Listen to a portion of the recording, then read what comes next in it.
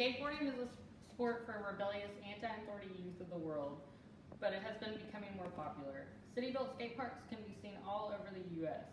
According to publicskateparkguide.org, there were over 9 million skateboarders in 2009 in the U.S. alone. This is a number that continues to rise yearly. With the increase in popularity comes the decision to include skateboarding in the 2020 Olympics, which will take place in Tokyo. This addition to the 2020 Olympics demonstrates diverse culture emerging throughout the world. With skateboarding being a street sport, it is now representing street culture. This widens representation of the general population, including rebellious misfit kids that nod away from traditional and more organized sports, as Rolling Stone magazine has stated. Today we will look at the history of skateboarding, the culture of the sport, and the decision to include it in the 2020 Olympics in Tokyo. The history of skateboarding is both recent and evolving.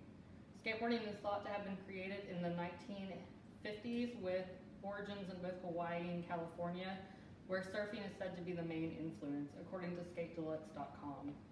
In the late 1970s, street skateboarding became its own culture with the invention of the ollie, a trick that revolutionized the sport. By the 1990s, skateboarding had become so popular that competitions were being nationally televised. Today, it is a thriving sport that continues to gain popularity. Now that we have met the history of skateboarding, let us focus on the culture that has been created within the evolution of the sport.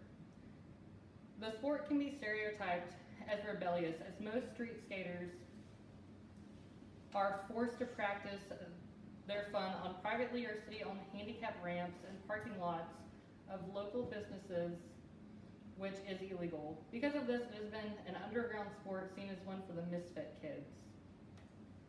But according to Rolling Stone magazine, skateboarding is defined as a way for adolescents to experience their own individualism and creativity.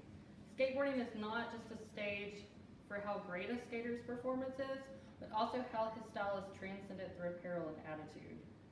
Now that we have looked into the culture of the sport, let's look at the decision to bring skateboarding to the 2020 Olympics. The decision to bring skateboarding to the Olympics is part of an effort to attract and encourage youth, according to Thomas Bach, the International Olympic Committee president. Adding skateboarding to the 2020 Olympics will also offer an opportunity to young, successful skateboarders to assist as role models for younger athletes interested in the sport all over the world. According to Olympic.org, the website maintained by the International Olympic Committee, the event will take place in temporary urban venues. This in itself is historical. Today we have looked at the history of skateboarding, the culture of the sport, and the decision to include it in the 2020 Olympics. Including skateboarding in the Olympics will bring a younger, more diverse audience that will be both historical to the Tokyo Games and a chance to expand the audience into a younger, more diverse crowd. Expanding to the youth of the world will also help reach a greater part of the general population. For a sport that has become an American tradition among young